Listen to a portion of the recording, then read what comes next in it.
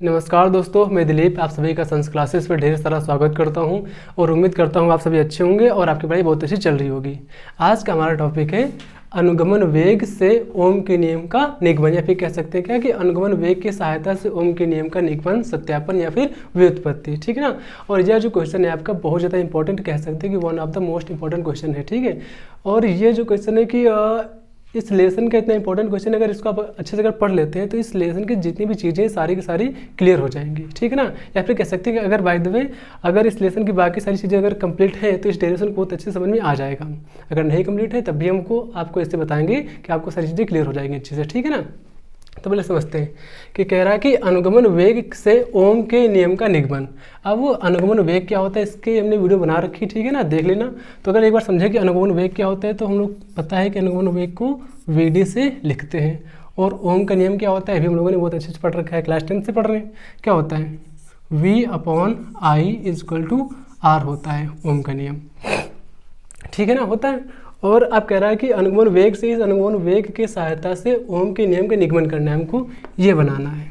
ठीक है, चलो ठीक बना लेंगे हम लोग। तो अनुगमन वेग क्या होता है, तो अनुगमन वेग क्या होता है एक बार हम लोग समझा देते हैं अच्छे से। ठीक है। और पहले समझ लेते हैं कि इसमें हमको करना क्या क्या चीज़ है। स्टार्टिंग में बेसिक एकदम पूरे से अच्छे से क्लियर कर लेते हैं। देखो, तो आपको हम बताएं कि जैसे तो स्टार्टिंग से स्टार्ट कर रहे हैं कि अगर कोई धातु हो, क्या कोई धातु की प्लेट हो या फिर रॉड हो, ठीक है, क्या हो, प्लेट हो या फिर रॉड हो, ठीक है। और जितने भी पदार्थ होते हैं, जितने भी धातुएं होती हैं, सभी ने सभी परमाणु से मिलकर ही बने होते हैं। सब क्या होते हैं, परमाणुओं से मिलकर बने होते हैं। तो इनमें क्या परमाणु होते हैं, इनमें क्या होते हैं, परमाणु होते हैं। सारे के सारे परमाणु से मिलकर बने होते हैं, तो सब में क्या होते हैं, परमाणु होते हैं। और परमाणु के अंदर क्या होते हैं, इलेक्ट्रॉन, प्रोटॉन और न्यूट्रॉन होते हैं। तो इलेक्ट्रॉन जो होते हैं वो क्या होते हैं, इलेक्ट्रॉन जो होते हैं परमाणु के अंदर बाहरी वृत्तीय कक्षाओं में चक्कर लगाते रहते हैं। ये पूरा परमाणु की संरचना है और ये नाभिक है और नाभिक के बाहर वृत्तीय कक्षाएं हैं और ये इलेक्ट्रॉन है जो कि चक्कर लगा रहे हैं वृत्तीय कक्षाओं में। ठीक है ना। तो ये सब क्या है, परमाणु है। तो इनमें क्या है, सारे के सारे इलेक्ट्रॉन है, इलेक्ट्रॉन है ना। तो फिर ये होता क्या है कि नॉर्मल टेम्परेचर पर कह सकते हैं क्या, कमरे के ताप पर, कमरे के ताप पर, ठीक है ना, रूम टेम्परेचर पर क्या हो जाएगा कि ये थोड़े सी गर्मी पाकर, थोड़े ही ताप पाकर जो बाहरी कक्षाओं के जो इलेक्ट्रॉन होते हैं ना, थोड़ी सी अगर इनको गर्मी मिल जाए, थोड़ी सी उष्मा अगर मिल जाती है तो क्या होती है, ये अपनी वृत्तीय कक्षा को छोड़कर बाहर चले जाते हैं। वृत्तीय कक्षा को छोड़कर बाहर चले जाते हैं। कहाँ सिर्फ और सिर्फ परमाणु से बाहर जाते हैं। इस परमाणु से जब बाहर चले जाते हैं, क्या होते हैं, बाहर चले जाते हैं। ये बाहर जब जाएंगे, यहाँ से निकलेंगे तो क्या होंगे, इसी धातु के अंदर इधर उधर घूमा करते हैं। सब क्या, इलेक्ट्रॉन गति किया करते हैं, इधर उधर की गति किया करते हैं। ठीक है ना। ये इलेक्ट्रॉन क्या करते हैं, इधर उधर की गति क्या करते हैं। कब, जब ये नॉर्मल कमरे के ताप पर होते हैं तो ये अपनी वृत्तीय कक्षाओं को छोड़कर बाहर चले जाते हैं। वृत्तीय कक्षाओं को छोड़ते क्यों है, क्योंकि इनके पास थोड़ी सी ऊष्मा ज़्यादा मिल जाती है। जब ऊष्मा ज़्यादा मिल जाती है तो अपनी बाहरी कक्षा को छोड़कर बाहर चले जाते हैं। बाहर चले जाते हैं तो क्या होते हैं, इसी धातु जो प्लेट होगी या रॉड होगी उसके अंदर सब घुमा करते हैं, इधर उधर सब इधर उधर घुमा करेंगे। ठीक है ना। ये जो इधर उधर इलेक्ट्रॉन घूम रहे होते हैं इसी को हम लोग क्या बोलते हैं, यादृच्छिक गति बोलते हैं। क्या बोलते हैं, यादृच्छिक गति बोलते हैं। बहुत इंपॉर्टेंट क्वेश्चन है, एकदम आराम से धैर्य बनाकर देखना, पूरा का पूरा समझ में आ जाएगा। ठीक है। तो ये जो इलेक्ट्रॉन जो गति कर रहे हैं इधर उधर वाली, उसे हम लोग क्या बोलते हैं, यादृच्छिक गति कहते हैं। और जब सोचो क्या कि ये इलेक्ट्रॉन यहाँ से निकल गया है, ये इलेक्ट्रॉन कैसा आवेशित होता है, इलेक्ट्रॉन पे कौन सा आवेश होता है, ऋणावेश होता है। इलेक्ट्रॉन कैसा होता है, ऋणावेश होता है। अब ये इलेक्ट्रॉन परमाणु छोड़कर गया है तो इस पर कौन सा आवेश आ जाएगा, धनावेश आ जाएगा। तो मतलब यहाँ पर एक धनावेश और ऋणावेश दोनों है, इस धातु के अंदर धनावेश ऋणावेश दोनों हैं अभी। ठीक है। तो जब इलेक्ट्रॉन चले जाते हैं तो यहाँ पर इलेक्ट्रॉन बहुत सारी मात्रा में हो जाएंगे और धनावेश बहुत सारी मात्रा में हो जाएंगे। तो ये जो आपका धातु होगा, धातु के अंदर ये धनावेश और ऋणावेश बहुत सारे हैं। ठीक है। उसके बाद होगा क्या कि ये जो इलेक्ट्रॉन होंगे ये जब जाएंगे, इसमें बहुत सारे इलेक्ट्रॉन जब घूमेंगे इधर उधर अगर घूमेंगे तो क्या होगा, इनकी जब इलेक्ट्रॉन से इलेक्ट्रॉन के धनावेश से टक्कर होंगी ना, कन्फर्म सी बात है। एक अगर इलेक्ट्रॉन जाएगा तो अगले इलेक्ट्रॉन से भी टक्कर होगी और अगले धनावेश से भी टक्कर होगी। जब टक्कर होगी, देखो ये इलेक्ट्रॉन अपनी वृत्तीय कक्षा को छोड़ के जब बाहर चला, जब बाहर जाएगा तो यहाँ पर एक इलेक्ट्रॉन तो नहीं, बहुत सारे इलेक्ट्रॉन है, तो दूसरे कभी न कहीं दूसरे इलेक्ट्रॉन या दूसरे धनावेश से क्या होगी, इसकी टक्कर होगी। दूसरे धनावेश से क्या होगी, इसकी टक्कर होगी। जब इसकी दूसरे धनावेश से जब टक्कर होगी तो देखो ये जब चला तो इसका प्रारंभिक पहले तो कुछ ना कुछ वेग रहा होगा, इस इलेक्ट्रॉन का पहले कुछ ना कुछ वेग रहा होगा। तो मानते हैं क्या, इसका प्रारंभिक वेग कितना रहा होगा, यू रहा होगा। कोई बड़ी बात नहीं है। बड़ी बात क्यों नहीं? क्योंकि हमको बड़े आराम से पता है कि इलेक्ट्रॉन क्या होते हैं, रूम टेम्परेचर पर अपनी बाहरी कक्षा को छोड़कर बाहर जाते हैं। जब ये बाहर जाते हैं तो जब बाहर जाएंगे तो वहाँ पर क्या होगा कि जब बहुत सारे इलेक्ट्रॉन बाहर छोड़ के जाते हैं तो वहाँ पर धनावेश भी बन जाता है और ऋणावेश भी बन जाता है। तो जब आगे निकलेंगे, जब तुरंत ही निकलेंगे, किसी न किसी धनावेश से टकराएंगे, बिल्कुल टकराएंगे। तो इसकी प्रारंभिक वेग कितना होगा? u होगा।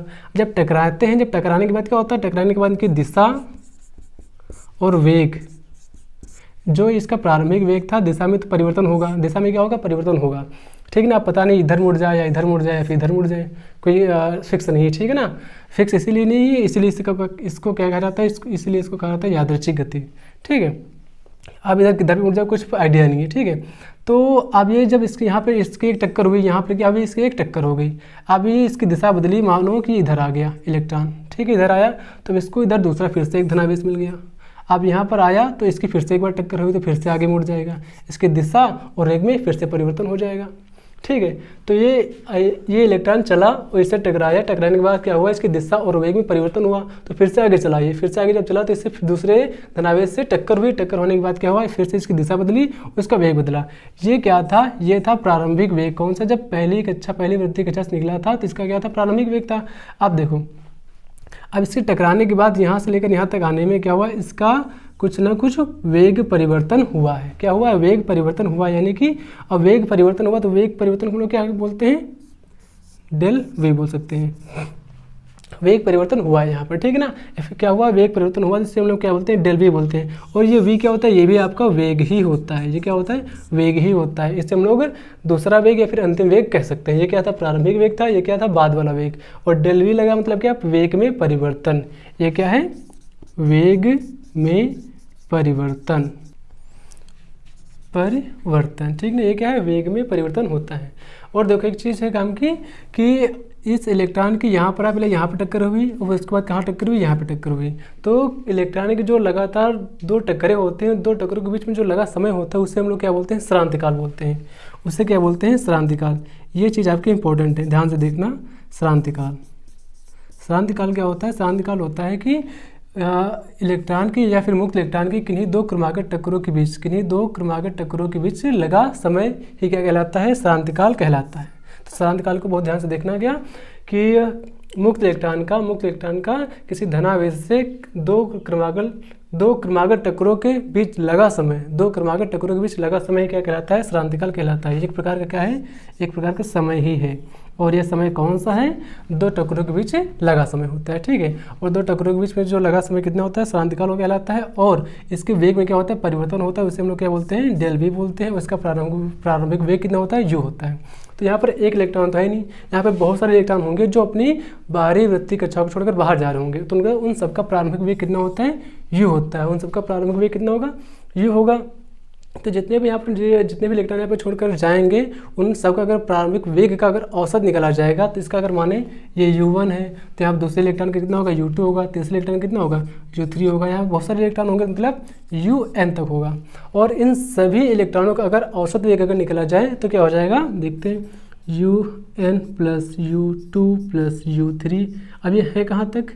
ये है n तक, dot dot dot plus n तक है। उसको डिवाइड कर देंगे, ये हो जाएगा n तक है मतलब n से भाग करना पड़ेगा। तो ये क्या आएगा? औसत आएगा। ठीक है?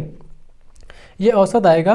तो ये औसत आएगा कितना? आप देखो औसत कैसे निकाल सकते हैं। देखो इस धातु के अंदर ये सब इलेक्ट्रॉन यादृच्छिक गति कर रहे हैं तो रहेंगे तो धातु के अंदर ही, तो इनका बाहर निकल के तो जाएंगे नहीं। जब बाहर निकल के जाएंगे नहीं तो इनका कोई वेग नहीं हुआ तो कुल मिलाकर इनका औसत वेग कितना हो जाएगा?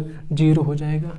इनका औसत उसमें वेग कितना हो जाएगा? कुल मिलाकर 0 हो जाएगा। ठीक है ना? तो ये चीज़ ध्यान रखना। आपकी ये चीज़ भी पूरी तरह से काम आएगी और इस श्रांतिकाल भी काम आएगा और ये वेग में परिवर्तन भी काम आएगा। वेग में परिवर्तन अगर कहा जाए वेग में परिवर्तन को कैसे निकालना है, कैसे निकालेंगे वेग में परिवर्तन, तो एक फार्मूला आप लोगों ने कक्षा 11 में पढ़ा होगा। कौन सा? त्वरण बोले तो ए इक्वल टू कितना होता है? वेग में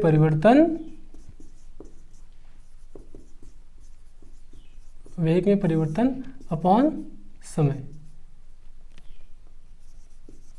ये क्या होता है, त्वरण का फार्मूला होता है, त्वरण को हम लोग ए लिखते हैं। अब वेग में परिवर्तन को हम लोग क्या लिख सकते हैं, डेल वी लिख सकते थे, तो डेल वी अपॉन टी, ये क्या है, समय है। अब ये जो समय है यहाँ पे हम समय कौन से लेंगे, श्रांतिकाल वाला समय। श्रांतिकाल बोले तो क्या होता है, श्रांतिकाल होता है, इससे हम लोग टाउ से लिखते हैं, श्रांतिकाल को किससे लिखते हैं, टाउ से लिखते हैं, किससे, टाउ से। तो हम लोग लिख देंगे क्या, टाउ, और आगे क्या है, ए है। तो अगर यहाँ इसका हम वेग में परिवर्तन का अगर फार्मूला देखें, डेल वी का फार्मूला देखें, तो डेल वी इक्वल टू आ जाएगा आपका, डेल वी हो जाएगा आपका ए टाउ हो जाएगा, क्या हो जाएगा, ए टाउ हो जाएगा, ठीक है ना। तो ये चीज़ और ये चीज़ और ये चीज़ अच्छे से समझ लेना, बस उसके बाद आपका डेरिवेशन आसानी से हो जाएगा, ठीक है ना। तो आप चलते हैं डेरिवेशन पर।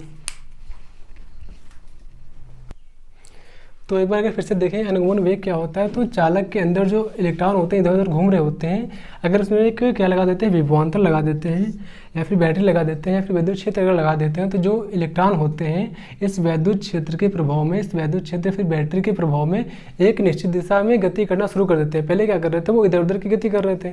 अब क्या करेंगे, वो जब बैटरी या फिर विभवांतर लगा देंगे, तब यहाँ पर क्या हो जाएगा, इस वैद्युत क्षेत्र उत्पन्न हो जाएगा। जब वैद्युत क्षेत्र उत्पन्न हो जाता है तो इलेक्ट्रॉन क्या करते हैं, एक निश्चित दिशा में गति करना शुरू कर देते हैं। वो गति कौन सी होती है, तो विद्युत क्षेत्र की दिशा के विपरीत दिशा में गति करते हैं कौन, इलेक्ट्रॉन। इलेक्ट्रॉन क्या करते हैं, विद्युत क्षेत्र की विपरीत दिशा में गति करते हैं, ठीक है ना। तो ये जो गति कर रहे होते हैं कहाँ पर, विद्युत क्षेत्र के प्रभाव में, विद्युत क्षेत्र के प्रभाव में जो गति कर रहे होते हैं उसी गति को हम लोग क्या बोलते हैं, अनुगमन वेग बोलते हैं। क्या बोलते हैं, अनुगमन वेग बोलते हैं, ठीक है।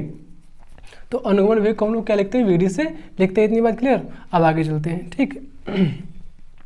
ये क्या है, देखो ये हमने एक चालक लिया है, इस चालक की लंबाई को मान लेते हैं कितनी लंबाई है, एल लंबाई है, इस चालक की एल लंबाई है, और इसमें हमने क्या लगाया है, एक विभवांतर फिर बैटरी लगा दिया, फिर विद्युत क्षेत्र लगा दिया, ठीक। तो यहाँ पर हम लोग लिखते हैं क्या, चालक, एक हमने चालक लिया है एल लंबाई का, चालक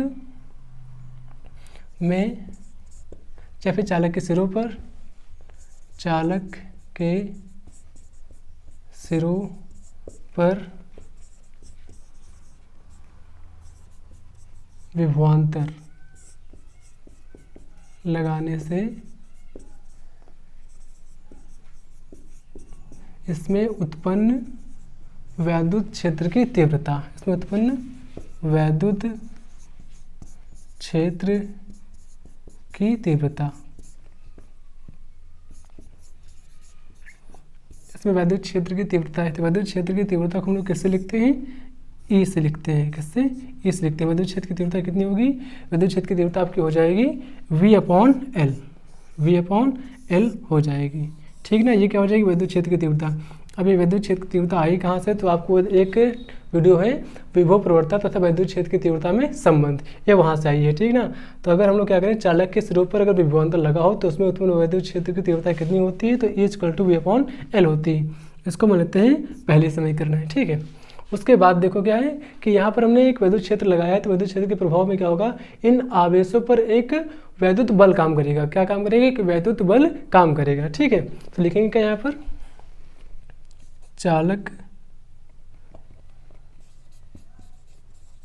चालक में वैद्युत क्षेत्र लगाने पर मुक्त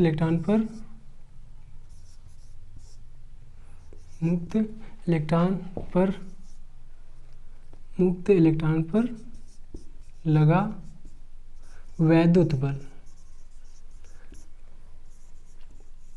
यहाँ पे हम लोग ने क्या किया है कि वैद्युत क्षेत्र लगाया है, बैटरी लगाई है, तो क्या होगा, इलेक्ट्रॉन पे क्या करेगा, एक वैद्युत बल काम करेगा। तो वैद्युत बल कितना होगा, वैद्युत बल होगा आपका F इक्वल टू ई और स्मॉल ई। ये स्मॉल ई क्या है, ये इलेक्ट्रॉन है, ये क्या है, विद्युत क्षेत्र की तीव्रता है।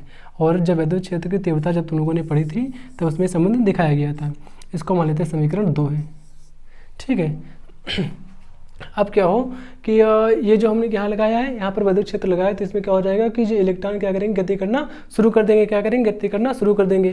तो इस पर जो बल लगेगा, उसी बल के कारण, जो इलेक्ट्रॉनों पर जो बल लग रहा है उस बल के कारण ये क्या होगी, इलेक्ट्रॉन में क्या आ जाएगा, एक त्वरण उत्पन्न हो जाएगा। बल लगने के कारण मुक्त इलेक्ट्रॉन का त्वरण कह सकते हैं, मुक्त इलेक्ट्रॉन का त्वरण, मुक्त इलेक्ट्रॉन का त्वरण।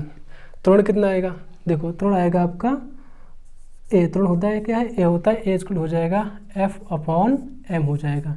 ये कहाँ से हो जाएगा, ये हो जाएगा, आपने फॉर्मूला देखा होगा क्या, F=ma।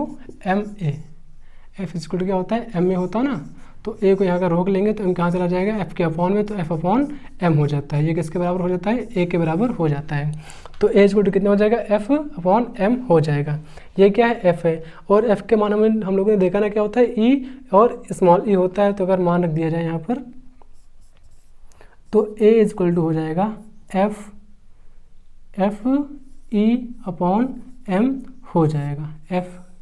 यहाँ पे क्या है, e है, e स्मॉल e/m हो जाएगा। ये क्या है आपका त्वरण है, क्या है, त्वरण है। ये रही आपकी इतनी सारी चीज़ें जो आपके आगे काम आएंगी, ठीक है। तो देखो यहाँ पर क्या हुआ है कि हम लोगों ने एक क्या लगाई, एक वैद्युत क्षेत्र लगाया है, बैटरी लगाई है, विभवांतर लगाया है, जिसमें क्या हुआ है कि ये जो इलेक्ट्रॉन है, इलेक्ट्रॉन पे एक वैद्युत बल काम करेंगे, जिससे एक निश्चित दिशा में गति करना शुरू करेंगे, तभी यहाँ पर क्या होगा, एक अनुगमन वेग उत्पन्न होगा, ठीक है। जब अनुगमन वेग उत्पन्न होगा, इसी की सहायता से हम लोग क्या करेंगे, इस ओम के नियम का निगमन करेंगे, ठीक है ना। तो पहले इतना स्क्रीनशॉट ले लो, उसके बाद हम लोग आगे चलते हैं, ठीक। तो देखो यहाँ पर क्या है, आगे अगर चले हम लोग, तो ये जो इलेक्ट्रॉन थे यहाँ पर मुक्त इलेक्ट्रॉन क्या करते हैं कि ये किन्हीं दो धनावेशों के क्रमागत टक्करों के बीच इलेक्ट्रॉन क्या होते हैं, ये बहुत जब यादृच्छिक गति कर रहे होते हैं, तो क्या होता है कि इनकी किन्हीं दो क्रमागत टक्करों के बीच जो लगने वाला समय होता है, उसे हम लोग क्या बोलते हैं, श्रांतिकाल बोलते हैं। क्या बोलते हैं, श्रांतिकाल बोलते हैं। श्रांतिकाल यानी कि टाउ कहते हैं।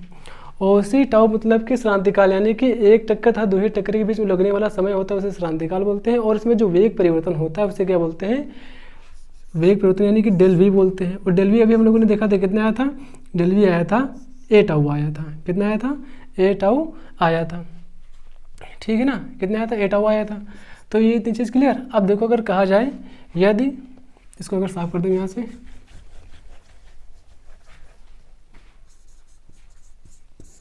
यदि मुक्त इलेक्ट्रॉनों का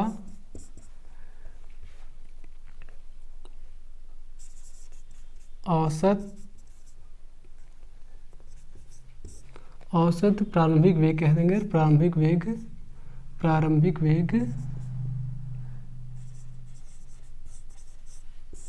कितना हो,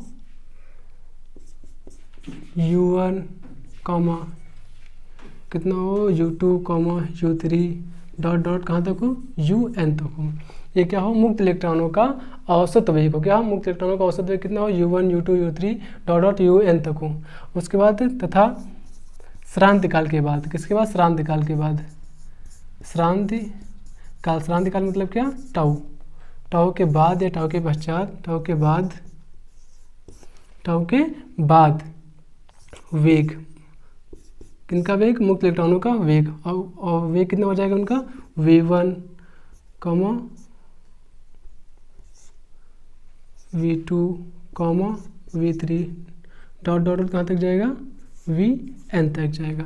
देखो बात समझो अच्छे से, कहने का मतलब क्या है कि जो मुक्त इलेक्ट्रॉन है, मुक्त इलेक्ट्रॉनों का जो प्रारंभिक वेग कितना होता है, u1 u2 u3 और कितना होता है, un होता है। सब यानी कि अलग अलग इलेक्ट्रॉनों का प्रारंभिक वेग है। उसके बाद क्या हो, जब उनका श्रांतिकाल होगा, श्रांतिकाल क्या होता है, उनके जो किन्हीं दो लगातार क्रमागत टक्करें होंगी, उन टक्करों के बीच या फिर टक्करों के बाद का जो समय होगा वो कितना होगा, टक्करों के बीच का जो वेग होगा, क्या होगा, वेग होगा कितना होगा, v1 v2 v3 dot vn तक होगा, ठीक है। अब अगर देखा जाए, क्या चीज़ देखा जाए कि अगर हमको प्रारंभिक वेग और अंतिम वेग का संबंध कहाँ मिलता है, तो संबंध हमको कहाँ मिलता है, न्यूटन के गतिविषयक प्रथम समीकरण में। और प्रथम समीकरण क्या होती है, तब देखो प्रथम समीकरण होती है आपकी v = u + at। ये क्या होता है, अंतिम वेग होता है, ये क्या होता है, प्रारंभिक वेग होता है, ये क्या होता है, त्वरण होता है, ये क्या होता है, समय होता है। तो ये क्या है, अंतिम वेग, या फिर कह सकते हैं कि टक्कर के बाद का वेग यानी कि v1 है। v1 अगर है तो v1 = कितना हो जाएगा, u, ये क्या हो जाएगा, u1 हो जाएगा, फिर प्लस ये क्या है, at, a को लिख लेंगे क्या, a, फिर क्या हो जाएगा, टी जगह पे टाउ आ जाएगा, क्या आ जाएगा, टाउ आ जाएगा, ठीक है, क्योंकि हम लोग श्रांतिकाल लेकर चल रहे हैं। तो इस v1 की बात हुई। अगर v2 अगर देखें तो v2 कितना हो जाएगा, u2 + a टाउ। v3 कितना हो जाएगा, u3 + a टाउ। अब डॉट डॉट कहाँ तक जाएंगे हम लोग, वी एन तक जाएंगे, तो कितना हो जाएगा u3 प्लस ए टाउ हो जाएगा। ठीक ना, ये क्या है सब, ये आपका श्रांतिकाल के बाद का वेग है, श्रांतिकाल के बाद का वेग है। ठीक है ना, आप क्या निकाल लेते हैं इनका औसत वेग, औसत वेग, औसत वेग, औसत वेग, औसत वेग ना मुक्त, अच्छा अच्छे से अगर लिखे हम लोग क्या, इन मुक्त इलेक्ट्रॉन, इन मुक्त इलेक्ट्रॉनों का औसत वेग, मुक्त इलेक्ट्रॉनों का औसत वेग, औसत वेग ही अगर कहा जाए तो जो मुक्त इलेक्ट्रॉनों का जो औसत वेग होता है उसी औसत वेग को ही अनुगमन वेग कहते हैं। औसत वेग ही अनुगमन वेग कहलाता है, अनुगमन वेग कहलाता है, क्योंकि अनुगमन वेग की परिभाषा जो होती है क्या, विद्युत क्षेत्र के प्रभाव में जो इलेक्ट्रॉन सूक्ष्म नियत औसत गति करते हैं, सूक्ष्म नियत औसत गति करते हैं, उसी को हम लोग क्या बोलते हैं, अनुगमन वेग बोलते हैं। तो इन मुक्त इलेक्ट्रॉनों का जो औसत वेग होगा उसे ही हम लोग क्या बोलेंगे, अनुगमन वेग बोलते हैं। तो औसत वेग मतलब इनका, इनका v1 v2 plus v3 dot dot vn तक का, तो ये क्या हो जाएगा, vd हो जाएगा, अनुगमन वेग हो जाएगा किसका, औसत वेग का, किनका, v1 v2 v3 का। तो इनका क्या कर देंगे, औसत वेग निकालेंगे तो कैसा होगा औसत, v1 plus v2 plus v3 dot dot dot कहाँ तक, vn तक। इनका करेंगे औसत, ये है कहाँ तक, n तक है, तो n से भाग करना पड़ेगा, ये हो जाएगा किनका, औसत हो जाएगा। इसी औसत को ही, इन वेगों के औसत को ही हम लोग क्या बोलते हैं, अनुगमन वेग बोलते हैं। अब अगर देखा जाए यहाँ पर इस ये लिखा है v1 की वैल्यू कितनी थी, u1 प्लस ए टाउ, और v2 की वैल्यू कितनी थी, u2 प्लस ए टाउ, v3 की वैल्यू कितनी थी, u3 प्लस ए टाउ, और vn की वैल्यू कितनी थी, u3 प्लस ए टाउ थी। अगर वैल्यू अगर रखें वापिस अगर हम, तो कितना हो जाएगा यहाँ पर, u1 प्लस ए टाउ, un प्लस ए टाउ, एक जगह हो गया, फिर लगाया गया प्लस, प्लस लगा दिया, v2 मतलब क्या हो जाएगा, u2 प्लस ए टाउ, u2 प्लस ए टाउ, और v3 मतलब कितना था, u3 प्लस ए टाउ, डॉट डॉट डॉट, और vn मतलब कितना था, vn मतलब था un, यहाँ पे n होगा ना, un प्लस ए टाउ, और सबके अपॉन में क्या है, सबके अपॉन में क्या है, n है, क्या है, n है, तो क्या हो जाएगा, vd हो जाएगा, ये हो जाएगा अनुगमन वेग हो जाएगा। ठीक है, अब अगर देखा जाए तो देखो यहाँ भी प्लस लगा है, यहाँ भी प्लस लगा है, सब जगह क्या है, प्लस प्लस लगा है, तो चाहे तो यहाँ से हम ब्रैकेट बड़े आराम से हटा सकते हैं, ये जो ब्रैकेट है इनको बड़े आराम से हटा सकते हैं, कोई दिक्कत नहीं है। ठीक है, अब अगर हम लोग क्या करें, ये जो यहाँ पर u1 फिर यहाँ u2 फिर यहाँ पर u3, अब जो यहाँ पर u1 लिखा है इनको एक जगह कर लें, और ए tau A tau A tau A tau को एक जगह कर लें। ठीक है ना, अब अगर करें हम लोग अच्छे से तो इतना हो गया। तो उसके बाद देखो यहाँ पर ये u1 u2 u3 और डॉट un था, इसको हम लोग अलग ले लेते हैं, क्यों, क्योंकि ये सब क्या है प्लस में लगे हुए हैं, तो लिख सकते हैं बड़े आराम से। तो vd है is equal to un u2 u3 और un है, सब क्या है प्लस में ना, तो इनको लिख लेते हैं अलग। तो un plus u2 plus u3 dot dot कहाँ तक है, un तक है। ठीक है, प्लस और यहाँ पे क्या बचा है, ए tau A tau A tau और ए टाउ, तो क्या हो जाएगा, ए टाउ प्लस ए टाउ प्लस ए टाउ डॉट डॉट डॉट कहाँ तक है, ये ए टाउ तक ही है, ये कह सकते हैं कहाँ तक है, n तक है ना, कह सकते हैं कहाँ तक है, ये n तक है। ये सबके अपॉन में क्या हो जाएगा, सबके अपॉन में हो जाएगा n, क्या हो जाएगा, n हो जाएगा, सबके अपॉन में n हो गया है। अभी जो ए टाउ थे वो कहाँ तक थे, n तक थे, काफ़ी दूर तक। ठीक है, उसके बाद अगर तो जो n है इसको एक बार हम इसको दे सकते हैं और इसको भी दे सकते हैं बड़े आराम से, तो कह सकते हैं क्या हो जाएगा, ये un plus u2 plus u3 dot dot dot un upon n हो जाएगा, और प्लस में ए टाउ प्लस ए टाउ प्लस ए टाउ, ये डॉट डॉट कहाँ तक, ये n तक होंगे, ये n बार होंगे। ठीक है, कह सकते हैं अपॉन में n। ठीक है, और देखो un plus u2 plus u3 dot dot un upon n, ये आपको लग नहीं रहा क्या है, ये औसत प्रारंभिक वेग था, ठीक ना, औसत तापीय प्रारंभिक वेग या फिर ऊष्मीय वेग था ना, तो ये कितना होता है, ये होता है अभी हम लोगों ने देखा था कितना होता था, ये 0 होता था, इसका कोई मतलब नहीं है, ये कितना हो जाएगा, 0 हो जाएगा, ठीक है। इसको साफ कर दे आगे फिर।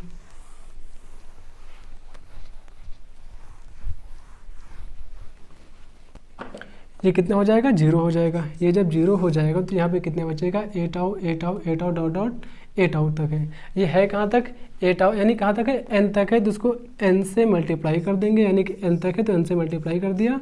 और क्या चीज़ है, ए टाउ है, ए टाउ है। अपॉन में कौन लिखा था, एन लिखा था। ये कहाँ तक है, ये एन तक है, इसलिए हमने इस पूरे को क्या किया, एन से मल्टीप्लाई कर दिया है, तो ये एन बार हो जाएगा। अपॉन में कौन था, एन था। अब अगर देखो यहाँ से ये एन से ये वाला एन बड़े आराम से कट जाएगा, तो यहाँ पर कितना बचेगा, सिर्फ और सिर्फ ए टाउ, क्योंकि ये जो प्रारंभिक वेग था या फिर ऊष्मीय वेग था, कितना हो जाएगा, औसत ऊष्मीय वेग 0 हो जाता है। तो इससे वी डी बराबर कितना बचा, इस वी डी बराबर बचा ए टाउ, सिर्फ और सिर्फ कितना बचा, ए टाउ बचा। अब अगर देखो ये ए क्या है, ये जो है एक अगर मान रखे हम लोग, तो हम लोगों ने एक समीकरण बनाई थी दूसरी, एज इक्वल कितना था, ई और स्मॉल ई अपॉन एम था। तो यहाँ पर अगर हम लोग मान रखें, कह सकते क्या, समीकरण 3 से, समीकरण 2 से, समीकरण 2 से यहाँ पर क्या था, वी डी इक्वल टू ए, और ए का मान कितना था, ई और स्मॉल ई अपॉन एम, और साथ में क्या है, साथ में है टाउ, ये साथ में क्या है, टाउ, इसको पास में लिख लो, टाउ है, ठीक है। अब अगर देखो यहाँ पर क्या है, यहाँ पे लिखा है ई, और ई का मान कितना था, वी अपॉन एल, कितना था, वी अपॉन एल था। ये कौन से समीकरण से आएगा, समीकरण पहले से, समीकरण 1 से। तो वी डी इक्वल टू हो जाएगा, कितना मान था, वी अपॉन एल, कितना था, V upon L, V upon L, और बचा कौन, ई एम टाउ, तो ऊपर है ई, नीचे अपॉन में क्या है, एम, ऊपर क्या है, फिर से टाउ है। तो ये वी डी इक्वल टू कितना हो जाएगा, V E tau upon L M. इसको समीकरण मान लेते हैं हम लोग, 3 मान लेते हैं, आगे वाली समीकरण अपनी है, ठीक ना, आगे वाली समीकरण है, तो समीकरण 3 बन जाती है, ठीक है ना। और ये क्या है, कह सकते हैं क्या, इसी को हम लोग कह सकते हैं क्या, अनुगमन वेग। ये क्या है, अनुगमन वेग है, और ये क्या है, विभवांतर। ये अनुगमन वेग, ये क्या है, विभवांतर, और यही क्या होता है, अनुगमन वेग और विभवांतर में संबंध, अनुगमन वेग तथा विभवांतर में संबंध।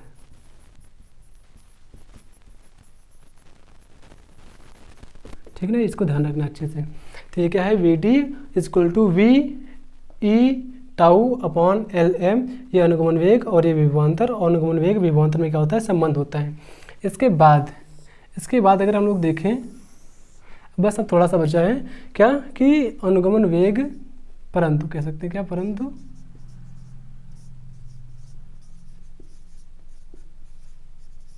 अनुगमन वेग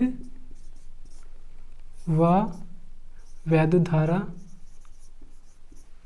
में संबंध।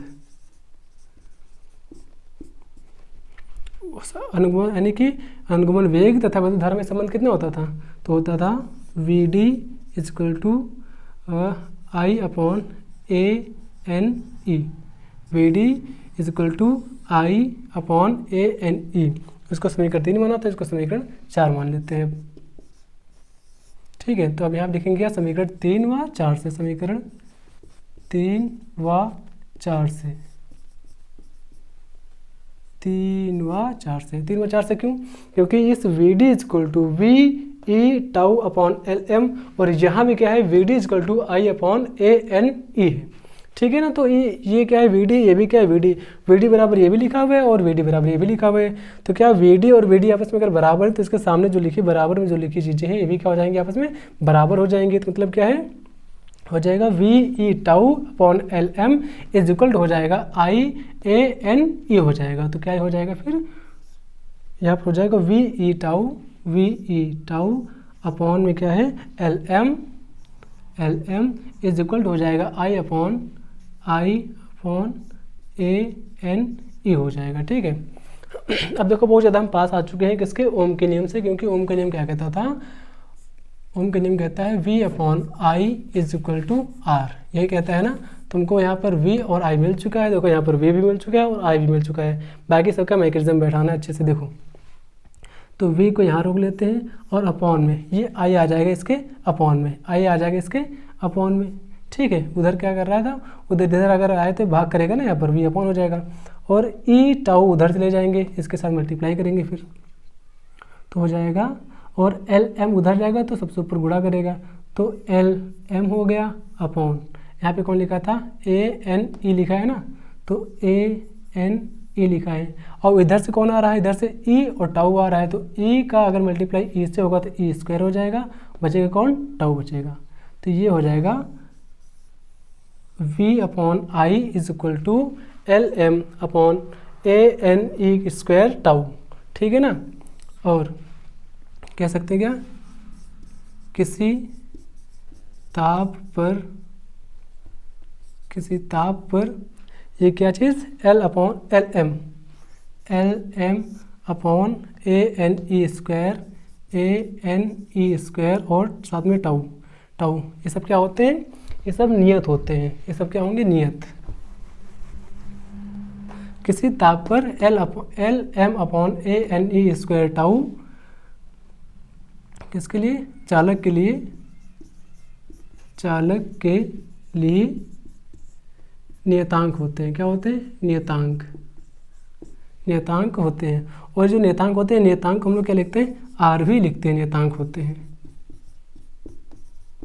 यानी कि आर इक्वल हो जाएगा L M upon A N E square tau. यानी कि आर इक्वल कितने हो जाएगा, आर इक्वल हो जाएगा L M upon A N E square tau. तो यहाँ पे जो लिखा था इसको अगर समीकरण हम 5 मान लें, फिर से एक बार समीकरण अगर 5 मान लें तो लिखेंगे यहाँ पर समीकरण 5 से। तो देखो L M upon A N E square tau की जगह क्या हो जाएगा, आर हो जाएगा। तो यहाँ पे क्या लिखा है, L M upon A N E square tau, तो इसकी जगह हम लोग क्या ले लेंगे, आर लिख देंगे। तो v upon I is equal to क्या हो जाएगा, आर हो जाएगा। और यही क्या है, ओम का नियम है। यही क्या है, यही ओम का नियम है। यही ओम का नियम है। ठीक ना। तो क्या होता है कि अनुगमन वेग से ओम के नियम का निगमन यहाँ से पूरी तरह से कंप्लीट हो जाता है। और थोड़ा सा बड़ा डेरिवेशन था तो इसको बहुत अच्छे से ध्यान से पढ़ना चाहिए था। बाकी अगर कोई दिक्कत होती है इसमें समझने में तो कमेंट कर दीजिएगा, उसका आंसर हम जरूर देंगे। और आप सभी का धन्यवाद।